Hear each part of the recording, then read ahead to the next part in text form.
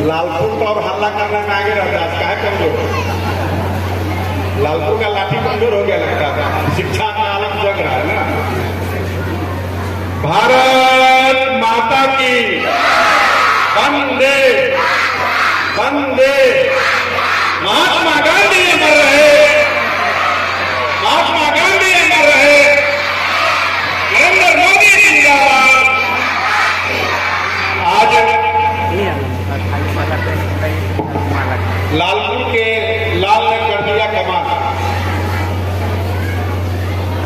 भाई मोहन जी को कोटि कोटि धन्यवाद देता हूं कि आपने उस दिन भी कहा था और आज भी कहता हूं कि सुदूर इलाकों में उपजाऊ जमीन में सब फसल उगाता है, मंत्रीली जमीन में, पथरीली जमीन में मेहनती किसान ही फसल उगाता है। मेरी भाषा और बात को आप लोग समझते हो, इसलिए मोहन जी को बहुत बहुत धन्यवाद, आभार कि आपने अपनी सेवा का जो आदान प्रदान किया है ये काबिले तारीफ है। आज सनराइज पब्लिक स्कूल लालपुर के संस्थापक व्यवस्थापक सेवक मोहन कुमार जी, यहाँ के बढ़िया शिक्षक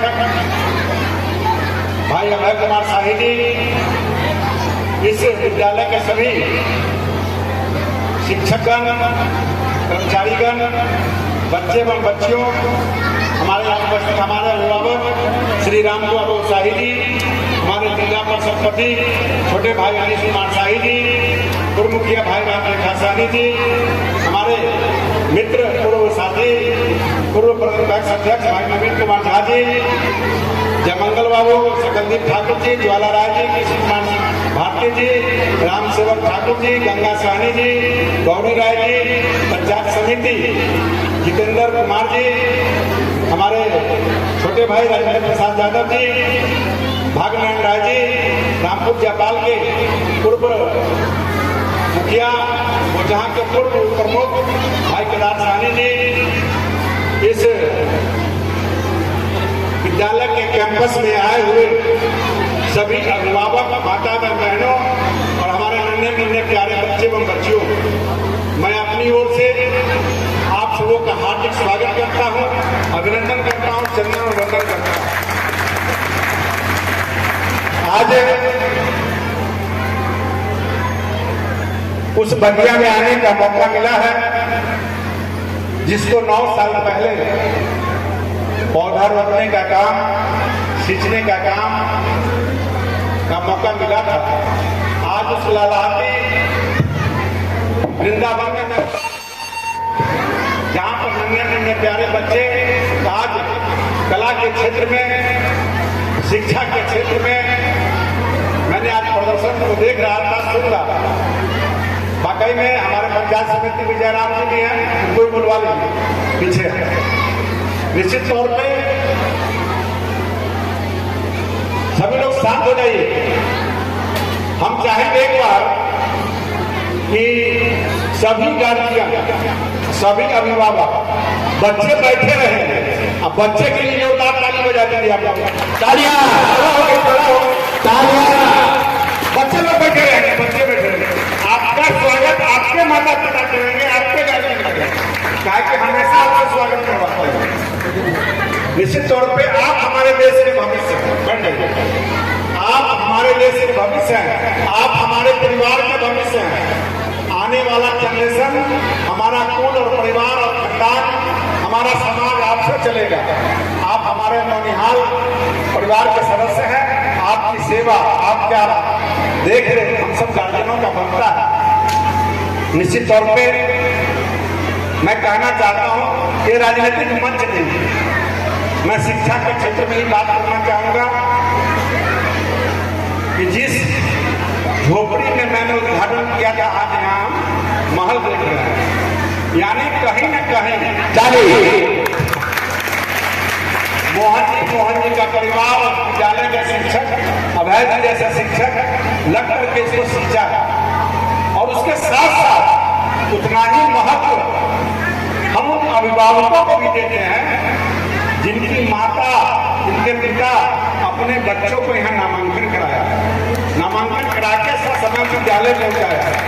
अगर बहुत ही विद्यालय अच्छा हो, बहुत अच्छे टीचर हो, अगर माता पिता अपने बच्चे को विद्यालय समय पर नहीं पहुंचाएंगे तो विद्यालय नहीं चलेगा। यानी यह विद्यालय मोहन जी का नहीं है, यह विद्यालय आप सबों का है। और इस विद्यालय का एक सेवक, प्रधान सेवक के रूप में मोहन जी टीचर जी लोग यहाँ सेवा करते हैं। तो मैं कहना चाहूंगा यह बहुत बातें आपके जहन में सुधार हुआ है और भी सुधार करने की आवश्यकता है। कोई भी बच्चा जब जन्म लेता है एक बार में मैट्रिक पास नहीं करता है, नर्सरी से शुरू करता है तो मैट्रिक करता है, इंटर करता है, कॉलेज करता है, तैयारी करता है, तो नौकरी में जाता है तो उसको 25 वर्ष लगता है। तो जब जगह तब सवेरा मेरा कहना है, इशारा है कि आप शिक्षा के क्षेत्र में आगे बढ़े हैं। ये बहुत ही बहुमूल्य संपत्ति है। मैं अपनी माताओं से कहना चाहूंगा, अपने भाइयों से कहना चाहूंगा, अपने अभिभावकों और गार्जियनों से कहना चाहूंगा कि जीने के लिए जमीन जरूरी है, लेकिन जीने के सलीका के लिए शिक्षा जरूरी है। तो शिक्षा के क्षेत्र में मैं कहना चाहूंगा फिर कि हमारी माताएं, बहनें, बेटियां यहाँ बैठी हैं। जिस घर की बेटी शिक्षित हो जाती है उसका परिवार ऑटोमेटिक शिक्षित होता है, और एक परिवार नहीं होता है, 2 परिवार होता है।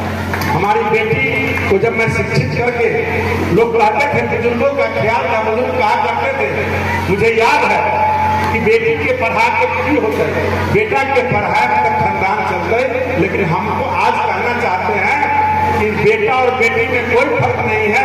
बेटा अगर हमारा पढ़ेगा तो एक परिवार चलाएगा, बेटी अगर हमारी पढ़ेगी तो 2 परिवार में जाके स्कूल का रोशन नाम करेगा।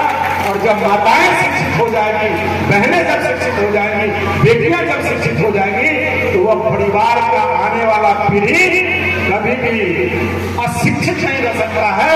क्योंकि जिसकी माँ मैट्रिक इंटर बीए किए हुए होगी, भले रोटी 2 वक्त का नहीं मिलेगा, लेकिन वो चाहे कि हमारा बेटा किसी तरह से शिक्षा ग्रहण करे, वो घर में बैठा के उसको शिक्षित कर सकती है। ये बेटियों की ताकत है, वो हमारे अनेक रूप में पाए जाते हैं। वो बेटी के रूप में है, बहन के रूप में है, माँ के रूप में है, हमारे देवी के रूप में है, देवता के रूप में, तमाम चीज उसमें प्रवेश और वास करता है। तो अपनी बहन बेटियों का इज्जत करना हम सबों का काम है। और बेटी जब आगे बढ़ेगी तो पूरा गांव, समाज और देश आगे बढ़ेगा।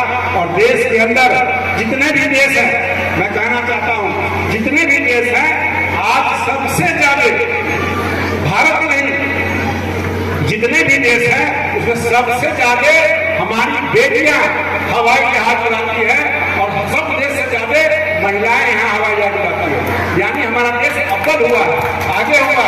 वो ट्रेन चला रही है, बस चला रही है, रिक्शा, ई रिक्शा चला रही है, पढ़ाई कर रही है, डॉक्टरी कर रही है, इंजीनियरिंग कर रही है। तो निश्चित रूप से जब जगह तब सवेरा, आप अभी पीछे नहीं हुए हैं। हमारे दादाजी नहीं पढ़े, पिताजी कम पढ़े, उन्होंने हमें पढ़ाया, हमने अपने बेटों को पढ़ाया, हम अपने बच्चियों को पढ़ा रहे हैं। निश्चित रूप से आज ये राम सूरत अगर यहाँ खड़ा है तो मैं बड़े दावे के साथ कह सकता हूँ, गारंटी के साथ कह सकता हूँ कि लालपुर के जो जमींदार रहे होंगे उनसे हम बहुत गरीब, लेकिन उनसे बहुत आगे हो गए।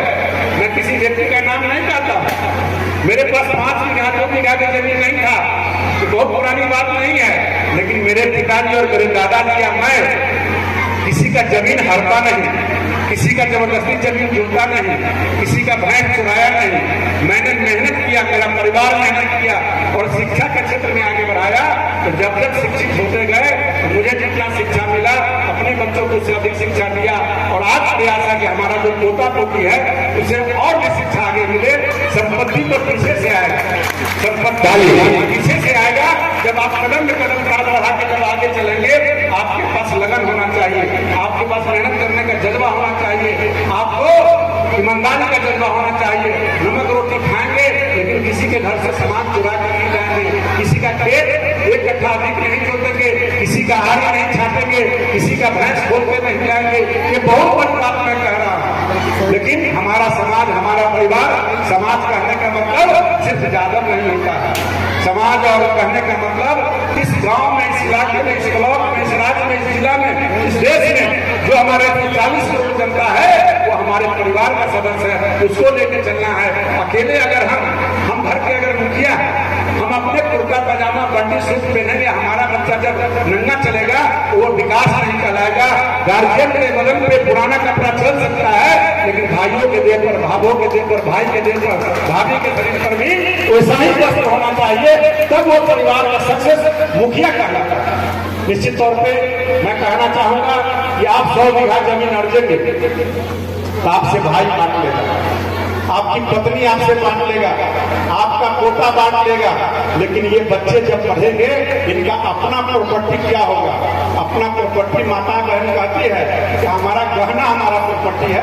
मैं बहनों से, माताओं से कहना चाहूंगा, गहना आपका प्रॉपर्टी नहीं है, प्रॉपर्टी आपका वो सामने बैठा हुआ बच्चा है, नौनिहाल है, जिसके गले में शिक्षा का हार होना चाहिए, बुद्धि होना चाहिए, संस्कार होना चाहिए। इसके लिए आपको गहना बेचना पड़े, जमीन बेचना पड़े, आपको नौकरी करना पड़े, आपको मजदूरी करना पड़े, इन बच्चों को पढ़ाइएगा। ये बच्चा का जो प्रॉपर्टी हासिल होगा, इससे न इसकी पत्नी बांट पाएगी, इससे न इसका पति बांट पाएगा, इससे न इसका भाई बांट पाएगा, ये इसका अपना प्रॉपर्टी होगा। अब देश के किसी भी कोना में जाकर के नरेंद्र मोदी की तरह, बड़े बड़े डॉक्टर, इंजीनियर, IAS, IPS की तरह परचम लहराएगा, उस दिन आपका नाम भी होगा, साथ साथ लालपुर का भी नाम होगा, अगल बगल गांव का भी नाम होगा, वो जहां का, जिला का, बिहार का, देश का। तो ऐसे पौधा को लगाना है जिसको 70 साल तक हमको फल देगा। इसके लिए आपको मात्र 20 साल के लिए अपने बच्चों को तैयार करना है। 20 साल के बाद आपका प्रॉपर्टी 50 साल तक रिटर्निंग आएगा। ये समाज को समझना चाहिए और देखना चाहिए। इसी तौर पे शिक्षा कहीं किसी पेठिया में, हाथ में, बाजार में, मॉल में नहीं मिलता है। शिक्षा पाने के लिए आपको शिक्षा के मंदिर में जाना होगा। शिक्षा का मंदिर जिनकी जैसी क्षमता है, जैसी व्यवस्था है, उसके अनुसार लोग चुनते हैं। तो मैं मेरा कहना है कि आप लोग शिक्षा के मंदिर में जाए। शिक्षा जो प्रॉपर्टी मिलेगा वो अद्भुत प्रॉपर्टी है, और जब शिक्षा जब प्राप्त हो जाएगा तो मैं एक बात और कहना चाहता हूँ। हमारा बिहार, हमारा देश जाति में, बंटवारा में बढ़ चुका है, लेकिन मैं आज खुले शब्दों से कहना चाहता हूँ, किसी अति पिछड़ा का बेटा, किसी दलित का बेटा, किसी महादलित का बेटा जब IAS, IPS, GM बनता है तो जातिवाद वहाँ समाप्त हो जाता है, और बड़े बड़े लोग जाकर के वहाँ नतमस्तक होते हैं, सैल्यूट मारते हैं। वो ऐसी प्रॉपर्टी है जो 100 बीघा जोतने वाला आदमी खेत के आड़ी पर हिम्मत नहीं होता है कहीं जाने का, लेकिन वह व्यक्ति जब DA में सिटी कलेक्टर बनता है, नेता बनता है, तो उसका लोग पूछते हैं। तो ऐसे संपत्ति को आपको खड़ा करना है कि न कि आप जरूर जमीन खरीदिए, जरूर घर बनाइए, लेकिन पहले बच्चे को पढ़ाइए, कब जमीन खरीदिए। जमीन अगर खरीदे हैं तो उसको भी जोतिए। आप अगर किसान है तो जानवर को भी पोसिए, लेकिन वही बच्चा जब आपका शिक्षित हो जाएगा तो जानवर में खिलाने का तरीका उसको अलग मालूम हो जाएगा। वही बच्चा अगर शिक्षित हो जाएगा तो खेत जोतने का उसको तरीका मालूम हो जाएगा कि किस खेत में हम कितना मिट्टी दे, कितना हम खाद दे, कितना पानी दे। ऐसे तो सब पुरानी परंपराओं और पुरानी धाराओं पर बाबा जो बिया छीन दिए तो उग किया, लेकिन आज हमारे दादा भी खेती करते थे, 50-40 किलो का गेहूं होता था। आज पढ़े लिखे किसान अगर खेती करते हैं तो 1 क्विंटल का कट्ठा होता है। यानी शिक्षा हर क्षेत्र के लिए चाहिए। मेरा आग्रह है, मेरा विनती है कि आप जिस क्षेत्र में हैं सभी लोग अपने बच्चे को, 2 उदाहरण देकर अपनी बात को समाप्त करूंगा कि जिस क्षेत्र में आप किसानी करते हैं तो सुबह उठ करके खेत पर आड़ी पर जाते हैं और खेत से बात करते हैं। इसमें खेत भी आपसे, फसल भी आपसे बात करता है। क्या बात करता है? आड़ी पर जब जाते हैं तो खेत का दरार फटा हुआ तो कहते हैं पानी देना जरूरी है। अगर मोटा हो गया तो फिर कमैनी की जरूरी है। अगर सूख रहा है तो पोटाश, यूरिया खाद देना जरूरी है। यानी आप खेत खलिहान जब जाते हैं सुबह शाम तो आपसे बात करता है। उसी तरह जानवर भी आपसे बात करता है। नजदीक जाते हैं तो खाने के लिए इशारा करता है, लेकिन आप अपने बच्चों के पास नहीं जाते। 2 घंटा समय निकाल के बच्चों से नहीं पूछते कि आज तुम विद्यालय में गया तो तुम्हारा क्या पढ़ाई हुआ, सर ने क्या होमवर्क दिया है, बिल्कुल नहीं। हम अपनी कहानी बताते हैं। मेरे पिताजी मिडिल पास थे, चौथा पास थे मेरे पिताजी। हम जब विद्याश्री जहानाबाद जिला स्कूल में पढ़ते थे तो रामपुर चपाल के मास्टर साहब रामचंद्र कुशवाहा जी एमए पास थे, और हमारे पिताजी जब हमको चेक करने के लिए जाते थे इसको आता है कि नहीं मैथ इंग्लिश हिंदी, तो उस कुशवाहा जी सरपंच थे, मेरे पिताजी मुखिया थे। तो वो उनका सेंस कहने का मतलब कि पढ़े लिखे लोगों के साथ जाकर के हमारा एग्जाम लेते थे, हमारा टेस्ट लेते थे, मेरा बेटा पढ़ रहा है कि सिनेमा देख रहा है। तो मेरा कहना है बच्चा टाइम पर स्कूल गया कि नहीं, स्कूल से घर पे आया कि नहीं, शाम में पढ़ाई किया कि नहीं, कल होमवर्क बना के स्कूल में गया कि नहीं गया। आप जब इतना सिर्फ पूछना शुरू कर दीजिएगा, कहना शुरू कर दीजिएगा, उसको बैठाना शुरू कर दीजिएगा, उसके संस्कार में बदलाव आना शुरू हो जाएगा।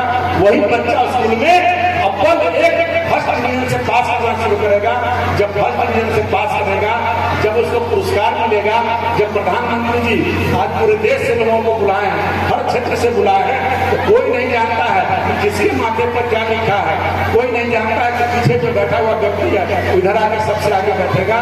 इसलिए शिक्षा ही एक ऐसा माध्यम है जो 100 बीघा जमीन जोतने वाले को आप पीछे कर सकते हैं और आप आगे हो सकते हैं। वो 100 बीघा वाले का बेटा पोता आपको आगे चरण स्पर्श करेगा, आप कामयाबी हासिल कीजिएगा, आपका सब कदम चलेगा। इन्हीं चंद शब्दों के साथ मैं अपनी बात को विराम देता हूँ और इलाका वासियों को कहूँगा, यह विद्यालय आपका है, ये विद्यालय कभी मत सोचिए कि कौन का है, ये विद्यालय आपका है। समस्याएं आएंगी, समस्याएं जाएंगी, बैठ के हल करेंगे, बच्चे को हम पढ़ाएंगे और जैसी जैसी क्षमता हो बड़े बड़े विद्यालय पढ़ाइए। और मेरा भी सपना था, मैं शुरू से बच्चे 1980 से जब मैं बाहर पढ़ा था, मेरा सपना था इलाके के अंदर एजुकेशन हब बने। मैंने प्रयास नहीं किया, मैंने अपने डीपीएस के अंदर गुरुदास मराठी के अंदर हमने बड़ा कैंपस में बनाया, लेकिन गलत लोगों के साथ मेरी पार्टनरी हुई, गलत लोगों का संगत हुआ और वो आज के दिन में बेचारे कहीं नहीं रह रहे। 2-3 लोग तो स्वर्ग से हार गए, 2-3 लोग तो अपने परिवार अपने बेटा कहाँ से कहाँ चले गए, अलग अलग शादी कर लिए, बर्बाद हो गए। लेकिन मैं वही हूँ, फिर इस मंच के माध्यम से वादा करके जाता हूँ कि बहुत जल्द आपके यहाँ 2-4-5 साल के अंदर में कॉलेज और यूनिवर्सिटी की भी स्थापना मैं करूंगा। इलाके के लोगों को लाभ मिलेगा, गरीब बच्चों को लाभ मिलेगा। इन्हीं चंद शब्दों के साथ मैं अपनी बात को विराम देता हूँ। बहुत बहुत धन्यवाद।